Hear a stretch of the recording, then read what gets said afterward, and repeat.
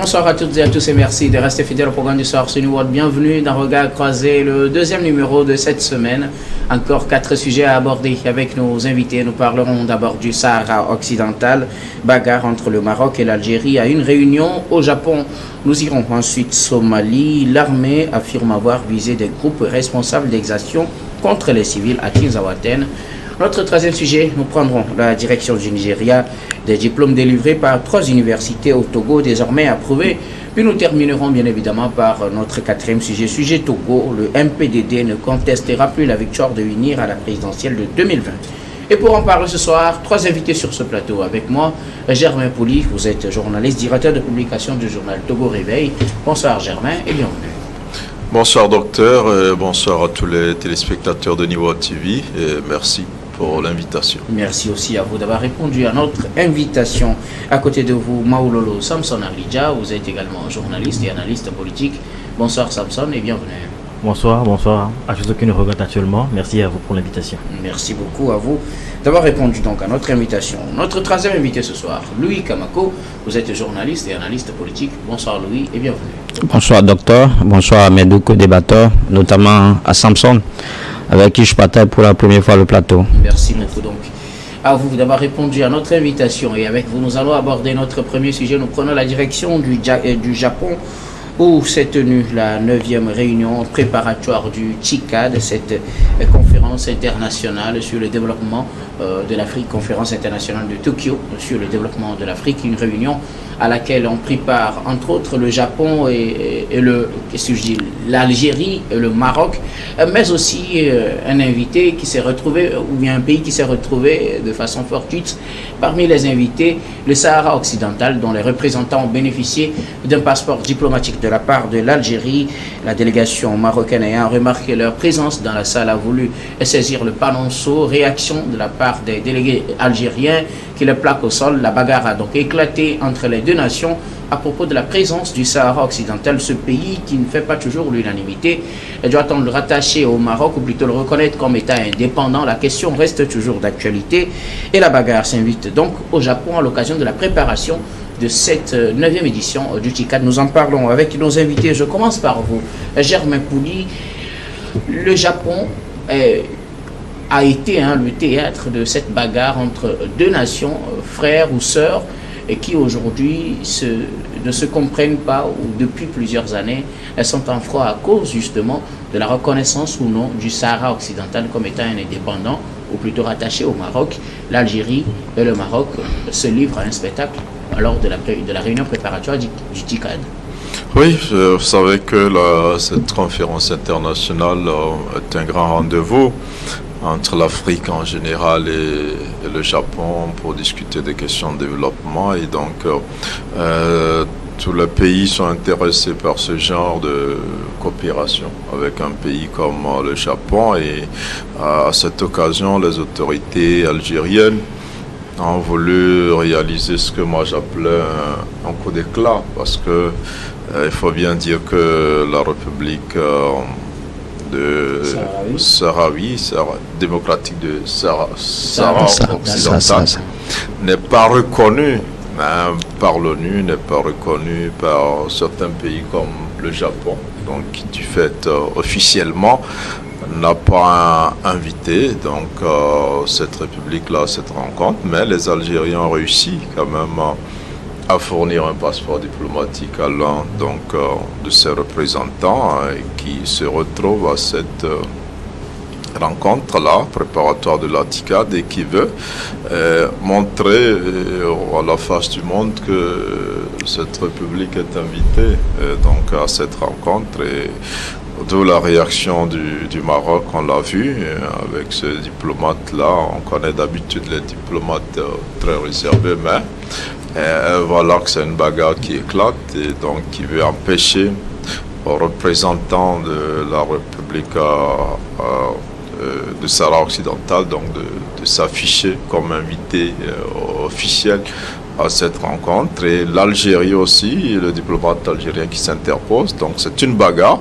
On a vu les images sur les réseaux sociaux, on avait cru que c'était un montage, mais on se rend compte après que c'est vraiment réel et c'est un peu décevant, mais ça illustre un peu les tensions qu'il y a entre le Maroc et l'Algérie sur plusieurs questions, notamment sur cette épineuse question-là, qui, depuis les indépendances, n'a pas réussi à être réglée, malgré la proposition de l'ONU qui avait souhaité donc un référendum d'autodétermination. C'est tout récemment la proposition du Maroc d'offrir une certaine autonomie sous la souveraineté marocaine à cette partie du Maroc, de l'Algérie selon.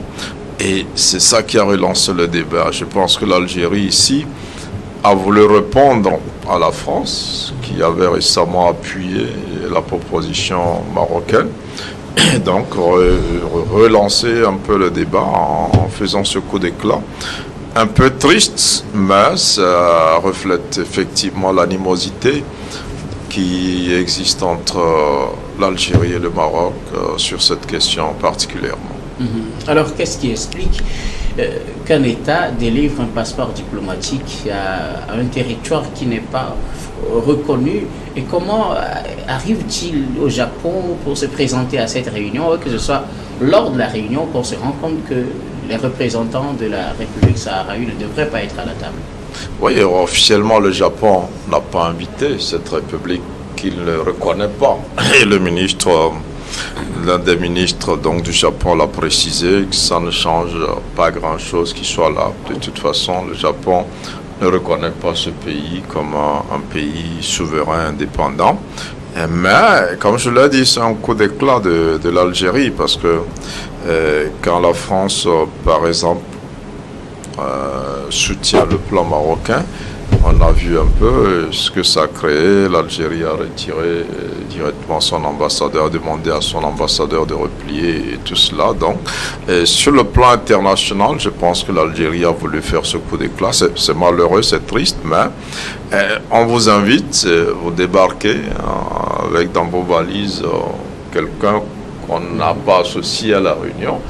Et une fois sur place, vous voulez l'installer officiellement comme un pays invité. C'est un peu malheureux, mais à mon avis, c'est un coup d'éclat pour protester, pour dire que l'Algérie n'est pas d'accord, pour réaffirmer le soutien de l'Algérie à l'existence de cette république, il faut le rappeler quand même, est reconnue par l'Union africaine, par certains pays comme l'Afrique du Sud, l'Algérie elle-même et d'autres encore. Et ça avait amené le Maroc à quitter l'Union africaine et à signer son retour tout récemment. Donc la question reste intacte.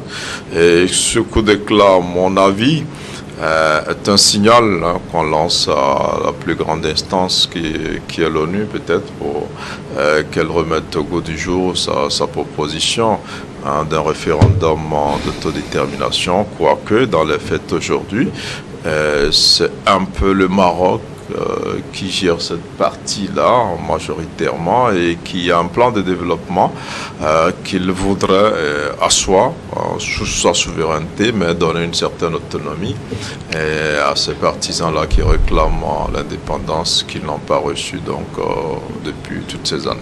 Alors, Louis Kamako, un membre du Front Polisario, bénéficie d'un passeport diplomatique de la part du Japon et de la part de l'Algérie. Il se présente à cette réunion au Japon en pleine conférence, se rend compte de sa présence. Le Maroc veut saisir l'occasion pour retirer son panonceau. L'Algérie saute sur l'occasion. Une bagarre qui éclate entre les deux voisins de l'autre côté de la planète. Nous sommes au Japon ce week-end. Oui, nous sommes au Japon. Ce week-end, malheureusement, c'est pas la première fois qu'une telle histoire se produit sur les tropiques. Pour la petite histoire, je crois que déjà en 2017, l'événement s'est également produit en Mozambique, où les autorités mozambicaines ont tenté justement d'inviter un représentant du Sahara occidental, à l'insu justement des autorités marocaines qui ont vite réagi en justement soulevé les coups bas en fait des autorités locales. Donc je crois que également en Tunisie en 2022 l'histoire s'est répétée. À chaque fois le Japon n'a cessé de rappeler à qui de droit que c'est pas l'État, c'est pas un État qui a été sanctionné par l'Union africaine, bien qui a été reconnu comme étant l'Union africaine, qui participe en fait à la réunion de la TICAD.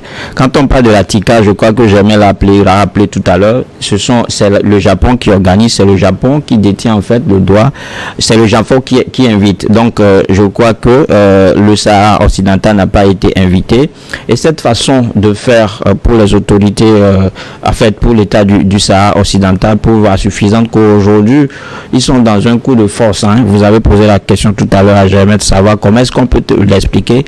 C'est juste parce qu'aujourd'hui ils font, vous m'excusez, mais usage de faux et de faux. Et quand c'est comme ça, ça prouve à la face du monde qu'en réalité, le territoire en question ne leur appartient pas. C'est vrai que je ne suis pas, ni vous, ni moi, qui sommes ici, n'avons pas l'expertise en administration territoriale. Mais quand vous voyez ce qui se passe, quand vous lisez entre les lignes, depuis le déclenchement de cette crise-là, vous allez vous rendre compte que l'Algérie est en train de jouer un mauvais tour. L'Algérie est en train de jouer au mauvais jeu. L'Algérie est en train de jouer avec la mauvaise carte, surtout avec les derniers événements de ce week-end. C'est pour ça. Et quand vous voyez aujourd'hui ce qui se dit, ce que dit le Japon, quand vous voyez la position du Japon, quand vous voyez également la position de la France, cette position-là qui rejoint en quelque sorte la position de certains des États occidentaux. Je crois qu'aujourd'hui, le Maroc est bien parti justement pour avoir du jour au lendemain ce territoire-là. Donc je crois que les uns les autres doivent à un moment donné faire confiance en fait à l'ONU qui a déjà tranché sur ce sujet-là, parce que je disais tout à l'heure que nous ne sommes pas des experts, nous n'avons pas l'expertise en migration territoriale, mais je crois que le Maroc a déjà un plan de développement sur le sujet qui a été approuvé par pas mal de pays. Donc il faudrait qu'on donne l'opportunité, il faudrait qu'on analyse, on arrive à analyser minutieusement ce plan-là pour voir dans quelle mesure il faut justement le mettre en œuvre. Alors, Maoulolo, le Japon a été, comme je le disais, le théâtre de cette bagarre entre l'Algérie et le Maroc, deux voisins qui ne s'entendent pas depuis plusieurs années sur le statut du Sahara occidental. Les délégués du Sahara occidental, ou du moins plus précisément du Front Polisario, ils ont bénéficié de passeports diplomatiques délivrés par l'Algérie pour se présenter à cette conférence préparatoire. Et lors de la conférence, les autorités ou les représentants marocains se rendent compte de la supercherie, ils veulent saisir le panonceau, et là éclate donc la bagarre aux yeux de tous. Le Maroc et l'Algérie, deux voisins ennemis qui livrent leur bagarre dans un autre pays. Nous sommes au Japon ce week-end. Oui, exactement. Et moi, j'aimerais dire que l'Algérie a su ce qu'elle faisait en permettant aux représentants du Sahara occidental de se présenter à la table des négociations. Elle savait que le Maroc allait découvrir le pot de rose et allait se fâcher probablement. Maintenant, il faut se souvenir que la question du Sahara occidental dure quand même depuis 60 ans maintenant, et que l'ancien chef de la commission de l'OUA, le feu d'Mkodjo, avait dû être contraint de démissionner justement parce qu'il avait été parmi ceux qui avaient reconnu que le Sahara occidental était une république et avait accepté que cet État-là ait sa place à l'OUA. Et à l'époque, il s'était attiré les foudres du roi Hassan II, et finalement il a été contraint de démissionner. Mais pour moi, il faut analyser la question dans une perspective plus historique, parce que le Sahara occidental n'est pas une zone tampon entre l'Algérie et le Maroc. Pourtant, cela fait plusieurs années, plusieurs décennies, que ces deux pays se battent sur le point de terre. Et pour pouvoir comprendre ça, il faut retourner à l'époque où les Algériens se battaient pour leur indépendance. À cette époque-là, ils ont été hébergés par les Marocains qui les ont financés à combattre l'ennemi français de l'époque. Une fois l'Algérie indépendante, le Maroc a dit qu'il ne reconnaît pas le tracé historique des frontières faites par la France et qu'il y a des territoires qui sont des territoires algériens qui lui appartiennent. La question guerre exactement. L'Algérie fait toujours problème jusqu'à présent les deux pays. Ça aboutit à une guerre qu'on appelle la guerre du sable, que le Maroc a gagné et que l'Algérie a perdu. Donc depuis là, l'Algérie est animée par un esprit de revanche. L'Algérie veut prendre sa revanche, et c'est pour ça que l'Algérie finance et soutient le Front Polisario et veut que cet État-là soit un État indépendant sous son autorité. De l'autre côté, le Maroc dit que le Sahara occidental n'a jamais été un État à part, et que lorsque le Maroc était un protectorat puis une colonie, les chefs sahraouis avaient prêté allégeance au roi marocain et que automatiquement ils avaient accepté d'être sous l'autorité du Maroc. On a ça de l'autre côté. Et on a maintenant le Front Polisario qui demande depuis des années un référendum de détermination.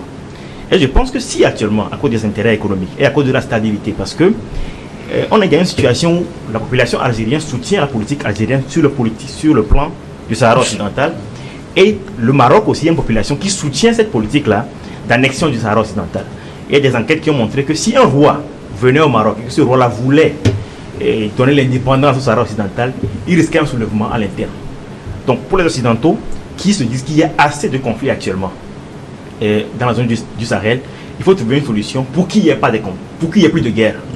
Mais je pense selon moi que pour trancher une fois pour de bon, il faudrait organiser le référendum de détermination pour que les Sahraouis disent s'ils veulent être marocains ou s'ils ne souhaitent pas l'être. Parce que actuellement cette zone est une zone de non-droit où pullulent des groupes terroristes et où il y a des chefs même djihadistes qui quittent le Front Polisario pour devenir après des chefs djihadistes au Sahel. On se rappelle du chef d'Al-Qaïda, plutôt de l'État islamique au Sahara, qui s'appelait Al-Sahraoui parce qu'il était un ancien du Front Polisario. C'est une situation qui n'avantage personne, qui doit trouver une solution, selon moi, en passant par un référendum qu'on a proposé l'ONU. Alors un référendum comme l'a proposé l'ONU, eh bien, on n'en était pas jusque-là quand le Maroc a sorti son plan de développement dans lequel il prévoyait une certaine autonomie et certaines libertés. Voilà, justement pour cette région, un plan qui continue de trouver un écho favorable auprès de certains pays, des géants comme la France, et les qui est un membre permanent au Conseil de sécurité, et les États-Unis. Qui entre-temps, effectivement, ces deux pays doivent siéger pour trancher justement sur la question, mais qui reconnaissent le plan marocain. Est-ce que vous pensez que la première solution proposée par les Nations Unies, c'est-à-dire le référendum, pourra permettre aujourd'hui de régler cette situation? Oui, parce que si le référendum était perdu, si le oui l'emportait, si le oui, on veut être marocain l'emportait, je pense que la question sera tranchée et le Front Polisario va apparaître comme une guérilla. Mais tant qu'il n'y a pas cette proposition-là, même si le Maroc octroyait une large liberté, investissait des milliards dans le Sahara occidental, le Front Polisario va continuer par une guérilla qui va continuer par pourrir la vie au Maroc. On va faire un parallèle entre ce qui s'était passé en Irak, le Kurdistan, la question du Kurdistan. Jusqu'aujourd'hui, ça demeure une question assez compliquée parce qu'aucun pays ne veut accepter qu'il y ait un État Kurdistan libre, en fait. Donc on parle d'autonomie, mais ça ne règle pas la situation. Je pense qu'il faudrait que les Sahraouis, qui demandent depuis toujours un référendum, qu'on puisse leur donner le référendum. Ce n'est pas ceux qui puissent gagner le référendum. Il est possible qu'ils aient au référendum que finalement, ceux qui veulent être marocains, ceux qui se disent qu'on a déjà un État bien structuré, on a une politique de développement bien structurée, l'emportent ceux qui veulent être indépendants. Même dans le cas du Togo, aux indépendances, le oui on veut être indépendant ne l'avait pas apporté de si loin du non, on veut quand même aller progressivement. Donc le référendum serait selon moi la solution la mieux trouvée à cette solution. Mais je crois que le référendum c'est le choix des États-Unis comme tu l'as dit. Mais quand des Nations Unies, le référendum c'est le choix des Nations Unies. Maintenant, le plan de développement dont on parle, c'est la proposition du Maroc, c'est-à-dire que l'ensemble des Marocains réunis, les politiques, les acteurs de la société civile et les technocrates, c'est eux justement qui ont fait ce plan de développement qui a été approuvé, comme je le disais tout à l'heure, pas mal de pays, à l'occurrence la France et le Japon, qui également vient encore de le signaler, de le soutenir. Donc je crois qu'aujourd'hui, le plan de référendum, c'était, comme je le disais, la position des Nations Unies, en absence justement d'une solution idoine au départ. Donc maintenant qu'on a un plan de développement, je crois qu'on va faire confiance en ce plan-là. Et je le disais tout à l'heure qu'il est temps justement de l'analyser minutieusement pour voir quels sont ses points forts et ses points faibles. Mais est-ce que le Front Polisario ne veut pas de ce plan-là? Justement, ceux qui habitent la région ne veulent pas de ce plan-là. Ceux qui disent qu'ils représentent les habitants ne veulent pas de ce plan-là. C'est comme la question du Kurdistan. Vous pouvez offrir l'autonomie, mais si les gens de là-bas ne veulent pas l'autonomie, là, ça ne passe pas. Malheureusement, le temps pour ce sujet est télévisé. Vous allez permettre qu'on marque la pause. Peut-être qu'on y reviendra si vous voulez. Avant d'aborder l'autre sujet, nous marquons la première pause, puis on revient juste après.